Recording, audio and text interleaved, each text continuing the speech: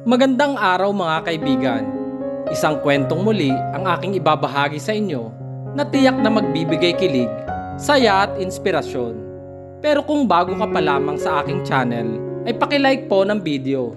Pakiclick ng subscribe button, pati na rin ang bell icon para lagi kayong updated sa mga paparating ko pang upload.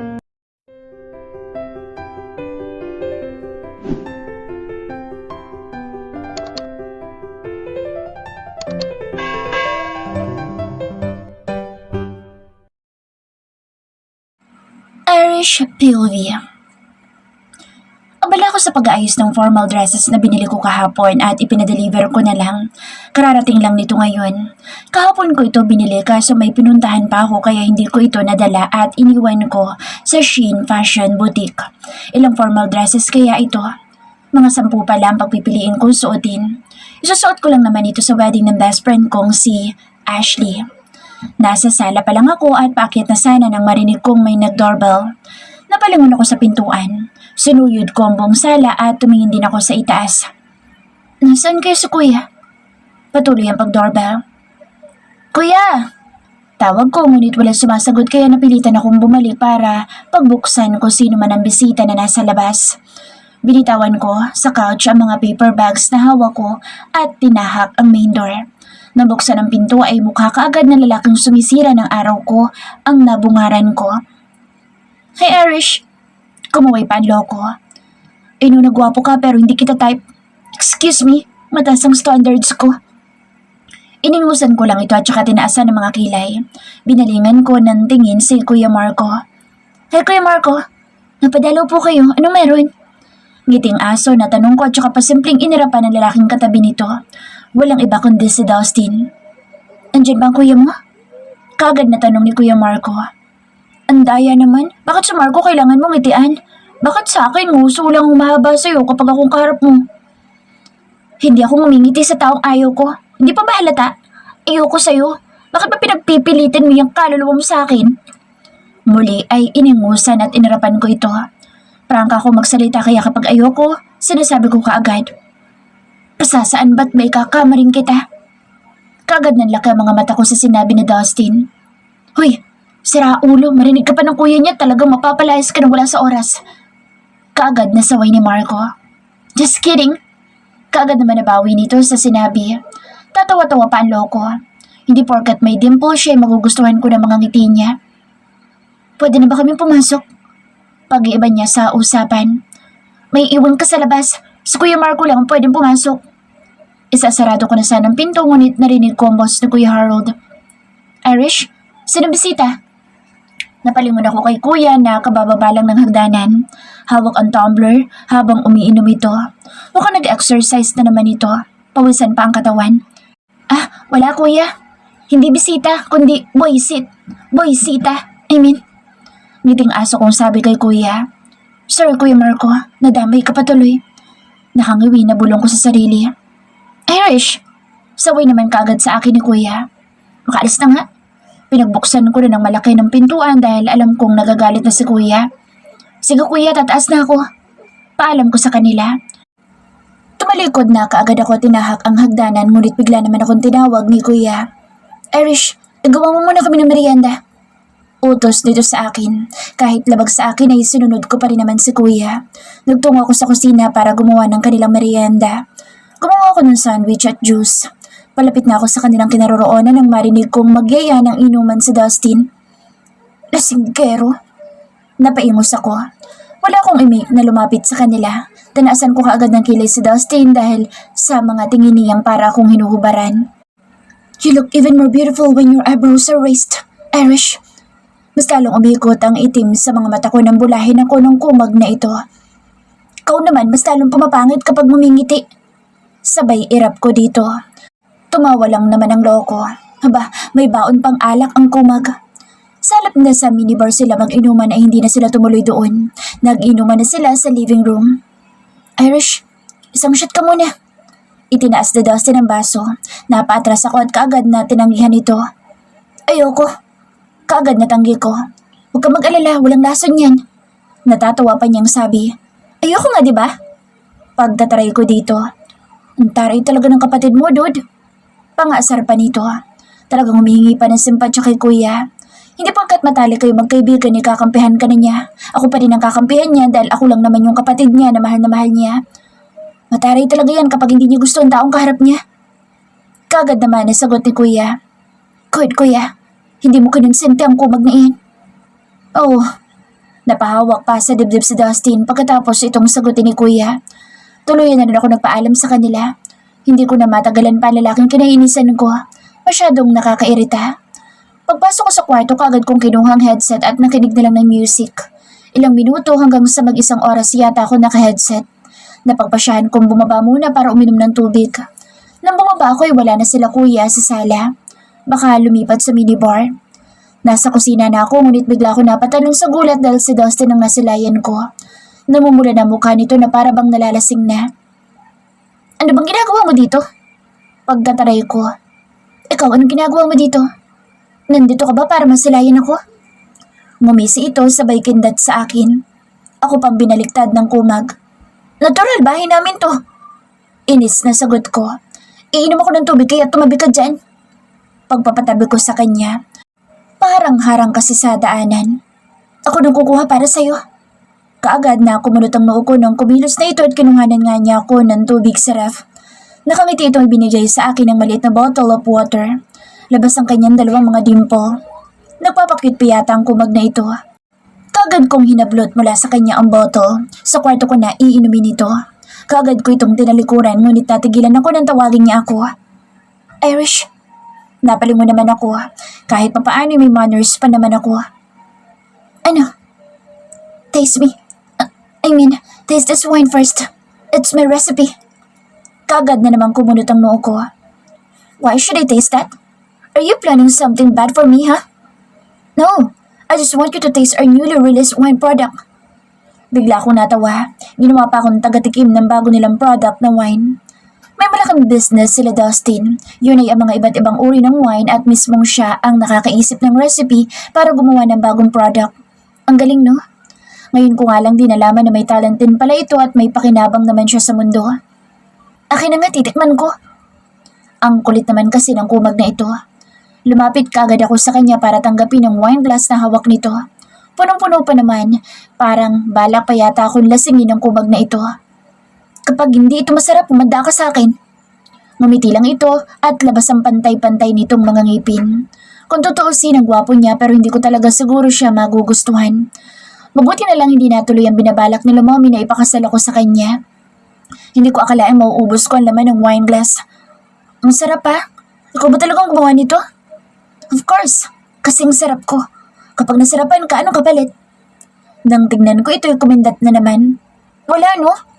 Isa pa nga, libre to ah. Sabi ko sa kanya, ang sarap eh. Nilagyan naman niya ang wine glass na hawak ko.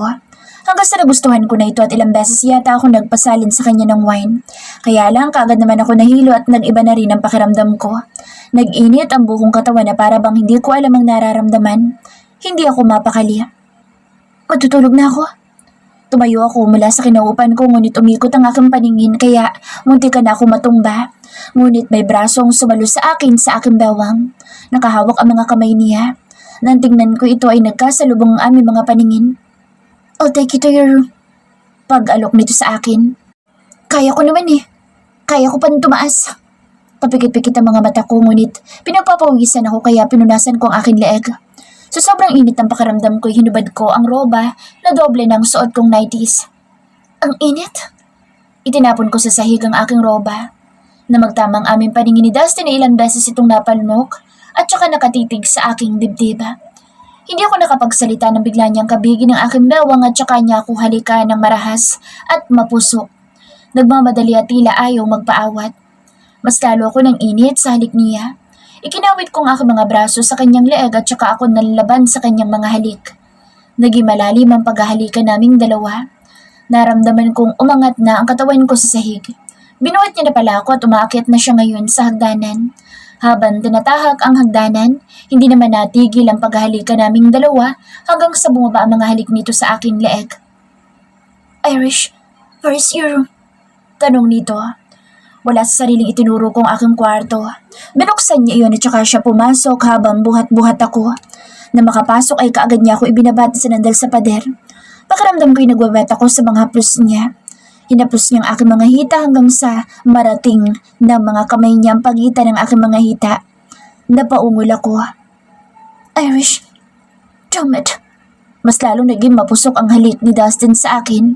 Bumaba pa ito sa akin dibdib. Hinawi niya ang suot kong nighties. Tuluyan tumambad sa kanyang paningin ang aking dibdib. Ngayon ko lang naramdaman ang feelings na ganito. Dustin? Gulat na gulat ako na makitang katabi ko na ngayon ang lalaking kinaiinisan ko. Kahit sa panaginip ay hindi ko inisip na magtatabi kaming dalawa. Nagising na lamang ako sa isang silid, hubot-hubad at katabi ang lalaking pinakaiinisan ko sa lahat. Sa Dustin. Kagad kong tinakpan ang sarili. Nasa ilalim na ako ngayon ng makapal na kumot habang mahigpit kong hinahawakan ito. Dustin! Anong ginagawa mo? Pagsisagaw ko tinampas ang kanyang mga balikat na magising ito at tila wala lang sa kanyang paghuhurumentado ko. Tumagilid lang ito at pinagmasdan ako habang may bakas ng ngiti sa kanyang mga labi. Napakapilyo pa ng ngiti nito. Bubuntisin lang naman kita. Pilyong sagot nito. Nalaki ang mga mata ko. Kagad akong kumilos para umalis sa kinahihigan ko. Walang mapagsadla ng galit ko sa ginawa niya. How dare you! Isusumbong kita kay kuya! Isusumbong kita kay daddy! Pagsisigaw ko. Alam ko matalik na magkaibigan sila ni Kuya Harold pero kapag nalaman ito ni Kuya, siguradong magagalit iyon. Ngumisi lang si Dustin na tila wala pa rin sa kanya mga sinabi ko. Mas lalo kong hinigpitan ng pagkakahawak sa kumot na tanging nakatakip sa aking hubad na katawan. You raped me! Sigaw ko sa kanya. No, you were drunk and wild last night. So I didn't rape you because you also like what happened to us last night. He grinned even more. Alam ko sinadya niya ang lahat. Sinadya niyang lasingin ako para magawa niya lahat ng gusto niya. Matagal niya na kasing gusto akong pakasalan pero hindi ko siya gusto. Inaamin ko naman na gwapo siya, pero hindi ko talaga siya gusto. Kahit sa panaginip hindi ko nakikita ang sariling pakasalan at makasama siya. Ano pa bang hinahanap mo, Irish? Parehong gusto ng magulang natin ay kasal tayong dalawa. Wala namang problema kahit na may nangyari sa ating dalawa. Proud na proud pa. Kahit kailan, hindi ko mamahalin ng isang rapist na katulad mo. Sigaw ko. Remember this, Irish. Sa akin ka lang. Wala ibang aangkin sa'yo kundi ako lang. Kapag nabuntis ka, magiging akin ka na ng tuluyan. So prepare for it, Irish. I know in myself na mabubuntis ka dahil ipinutok ko sa'yo lahat. Nanlaki ang mga mata ko. How dare you! Mas lalong uminit ang pisngi ko at gusto ko siyang sakalin ngayon din. Ngunit napako ako nang tumambad ang aking paningin sa bedsheet. Isang bahid ng dugo nakita ko mula roon. Nangihina akong tinitingnan iyon. Alam kong wala na. Wala na ang iniingatan kong pagkababae. Nakuha niya na lahat. Nangihina ako napasandal sa pader.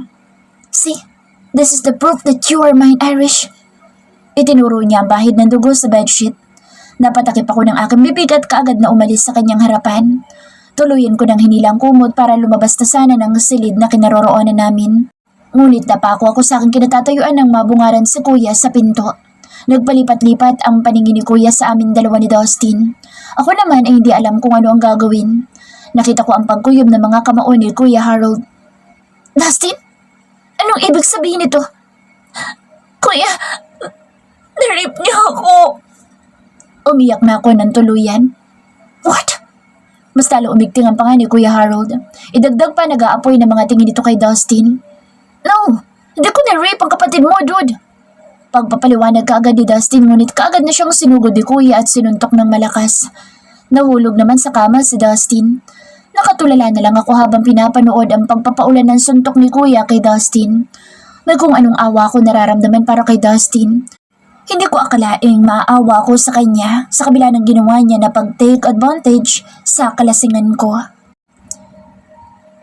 Sigaw ako ng sigaw sa loob ng aking kwarto nang mawala na sila Kuya Dustin. Puno ng sugat at dugo mukha ni Dustin dahil sa mga suntok ni Kuya. Sa mga oras na ito ay baka nasa ospital na sila ngayon. Habang ako, buhay sa alaala ko ang nangyari sa amin dalawa kagabi. Hindi ko na kaya pang ipagpatuloy sa pag-alala ang nangyari sa amin dalawa kagabi ni Dustin. Hindi ko akalaing siya pala ang pagbibigyan ko ng aking pagkababae. Napaiyak na lamang ako pagkatapos kong tawagan si Ashley. Hindi ako makakadulo sa kanyang kasal. Dapat nandun ako pero wala. Hindi ako makakapunta sa kasal niya dahil sa pangyayari na ito. Hindi pa ako masyado makalakad dahil sa sakit at hapdi. Ilang minuto akong tulala nang biglang may kubatok sa pintuan ng aking kwarto. Doon ako na ibalik sa aking pag-iisip. Irish? Boses ni Mommy ang nasa labas. Irish, open the door! Maingat ako naglakad patungo sa pintuan dahil sobrang hapdi pa rin ang pagitan ng aking mga hita. Gaano ba kalaki ang pumasok sa akin? Bakit sobrang hapdi na tila ba nasa loob ko pa rin ang pagkalalaki na lalaki iyon? Nang buksan ko ang pintuan ay bumungad kaagad sa akin ang mukha ni Mommy na puno ng pag-aalala. Irish! Kaagad niya ako niyakap. Sinabi sa akin ng kuya mo nangyari. Totoo bang ginahasa ka ni Dustin? Sandali akong natigilan at hindi nakasagot. Alam ko na ngayon na hindi talaga ako ginahasa ni Dustin. Naalala ko na ang lahat. Nagparaya ako kagabi. Umungol pa nga ako eh. Rape ba ang tawag doon? Irish? Inalog ni Mommy ang aking mga balikat. Umiling-iling ako. Hindi. Tanging sagot ko. Kung ganoon dapat na matuloy ang kasal ninyong dalawa. Lalo na ngayon na may nangyari na sa inyong dalawa. Umiling-iling ako. Ayoko, Mom. Ayoko magpakasal sa kanya. Hindi ko siya gusto at kahit kailan hindi ko siya magugustuhan. Bakit naman hindi mo siya magugustuhan? Ang dami nagkakandara pang babae sa kanya, anak. Pero alam kong ipinagsisigawan niyang ikaw ang gusto niya. Kaya ni isang babae na inirereto ng lolo niya, sa apo niya ay walang kahit na isang nagustuhan ni Dustin, kundi ikaw lang ang gusto niyang pakasalan. Third person, Sylvia. I'm willing to marry Irish. Matapang na sinabi iyon ni Dustin sa ginang, ang mommy ni Irish. Kasalukuyan ngayon nakatira sa Irish, sa bahay ng mga magulang niya. Nakasanayan niya sa bahay ng Kuya Harold niya pero ngayong mga nakaraang araw, nang dahil sa nangyari ay hindi na siya natulog pa sa bahay ng nakatatandang kapatid nitong si Harold. Pero ayaw sa'yo ng anak ko. Ayokong pilitin sa Irish. Please, tita. Pwede ko ba siya makausap? Nagsusumamo na pakiusap ni Dustin. Ngunit kahit na anong pilit nito na makausap si Irish ay walang balak na lumabas sa Irish. Walang balak na kausapin ang binata. Araw-araw nasa mansyon si Dustin para lang makita si Irish at makausap. Pero bigo siyang makita ang dalaga. Maila pa rin sa kanya si Irish kahit pa nga may nangyari na sa kanilang dalawa. Simula na may nangyari sa kanilang dalawa ay halos hindi na siya makatulog dahil palagi nasa isip niya si Irish. Kung paano ito umungol ng gabing pinagsaluhan nilang init ng kanilang mga katawan. Paano lumubog ang katawan ni Irish sa kama. Paano bumaon ang mahabang kuko nito sa kanyang makinis na likod. At kung paano itong sambitin ang kanyang pangalan na may kasamang ungol. Alam niyang naaalala ni Irish ang nangyari sa kanilang dalawa at nagustuhan ito. Pero sadyang matigas lang ang dalaga. 2 buwan na ang lumipas simula nang may nangyari sa kanila. Sinabi niya sa sariling huling beses niya nang pupuntahan pa si Irish sa bahay nito. Kapag hindi pa rin siya nito kakausapin, ay susuko na siya at hindi nakukulitin pa ang dalaga. Nadatnan niya ang kanyang kaibigang si Harold. Anong ginagawa mo dito? Kaagad na tanong ni Harold. Sinalubong ni Harold nang masamang tingin si Dustin. I'm here to talk to Irish. I want to marry her. If she still doesn't want to talk to me now, I'll go home and never see her again. Sagot niya dito. Magpapakasal na ako sa'yo. Biglang lumitaw sa Irish sa kanilang harapan. Parehong nanlaki ang mga mata ng dalawa ni Harold. Really? Hindi makapaniwalang tanong ni Dustin. May bakas ng ngiti sa labi. Sinabi ko magpapakasal ako sa'yo. Ayoko nang ulitin. Sigurado ka ba dyan, Irish? Oo, kuya. Pakakasalan ko ng kaibigan mo. Tama naman siya eh. May nangyari na sa amin dalawa kaya kailangan kong tanggaping magpakasal na ako sa kanya. Sikasuin ko kagad ang kasal natin.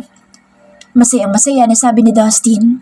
Hindi makapaniwala sa naging resulta sa huli niya na sana ang pagpunta sa bahay nito. Inasikaso ni Dustin ang lahat at maging kanyang grandpa, George, ay pabor na pabor kay Irish. After 1 week, natapos rin ang lahat. Hindi siya nakatulog kinagabihan dahil sa mangyayaring kasal. Naisip niya palang na makakasama niya na sa iisang bubong sa Irish ay napapakagat-labi na lang siya habang nakatitig sa kisame. Kinaumagahan.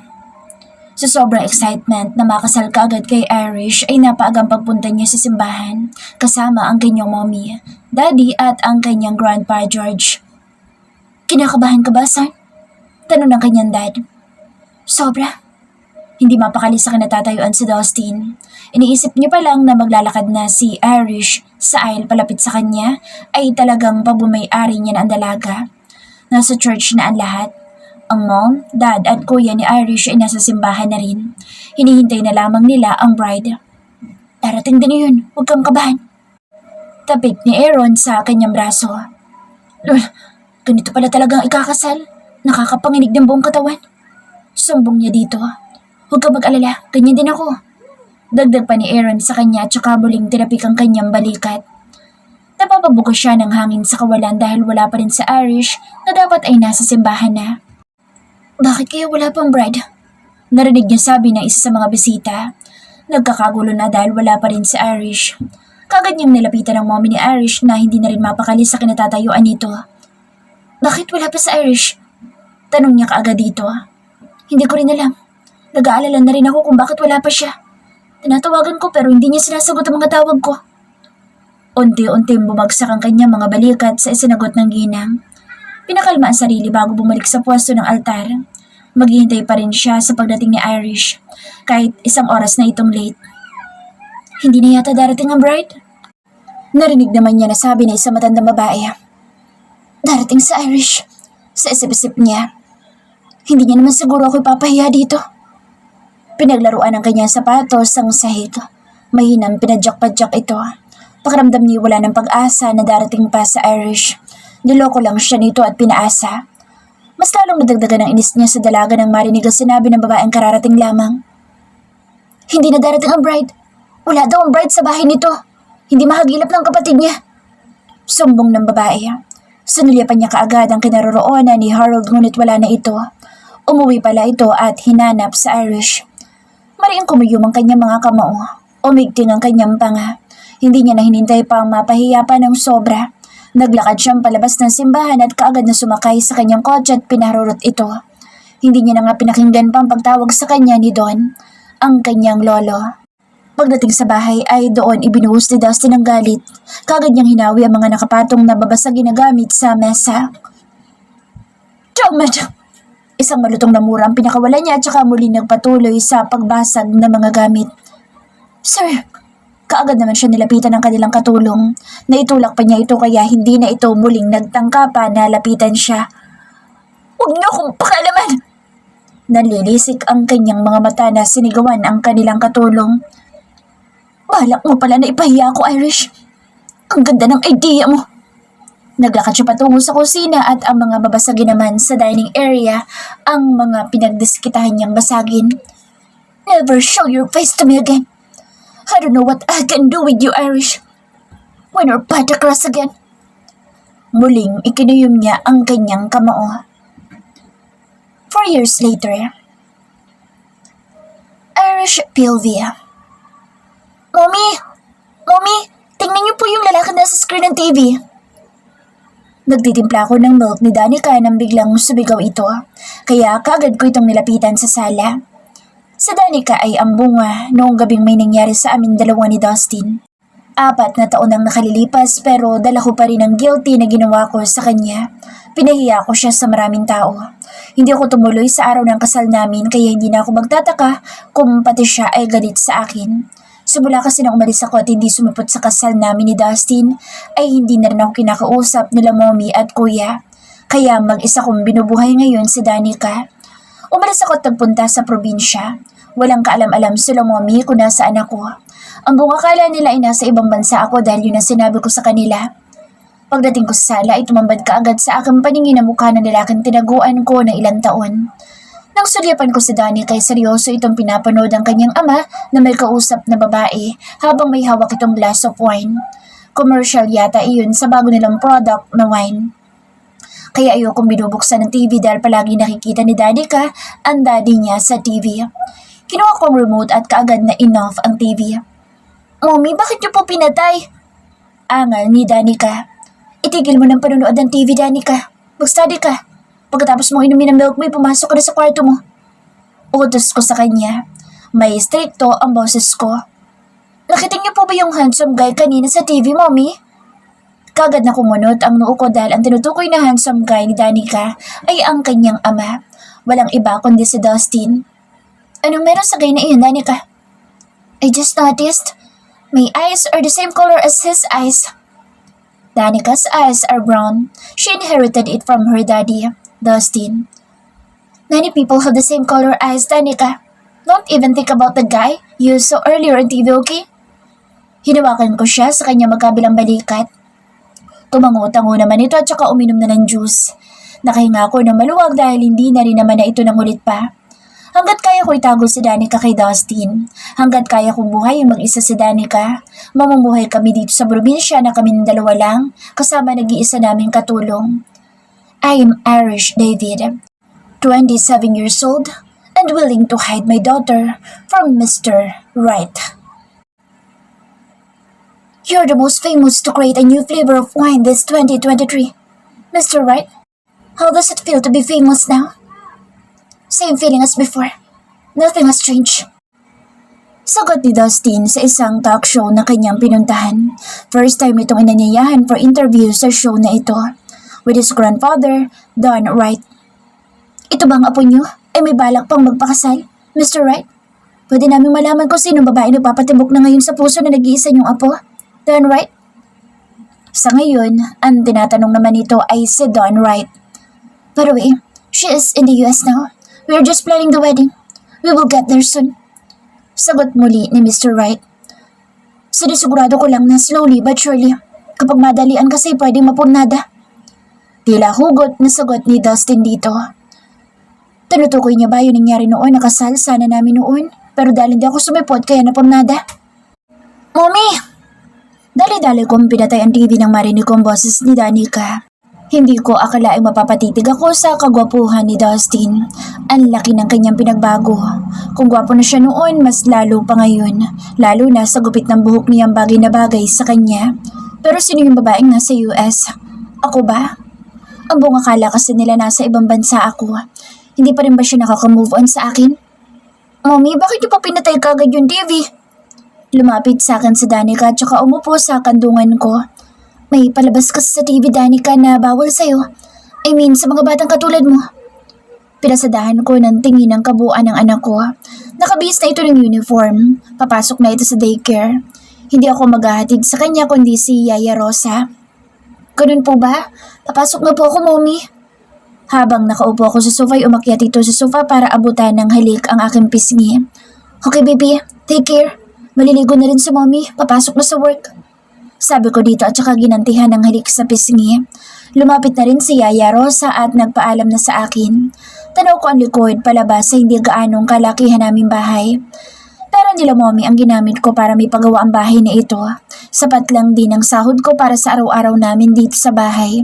Ang ibang pera na ginagastos ko dito sa bahay ay pera pa rin nila, Mommy, at kuya na nasa ATM ko.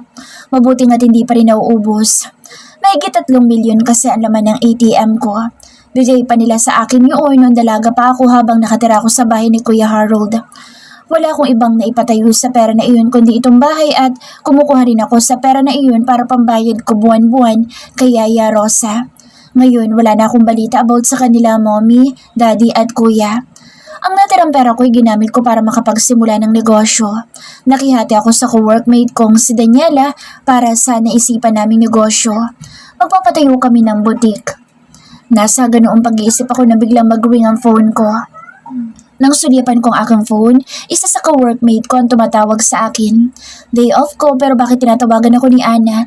Ano kaya kailangan nito? Ana, bakit ka napatawag? Kagad na sagot ko sa tawag nito. Nabalitaan mo na ba?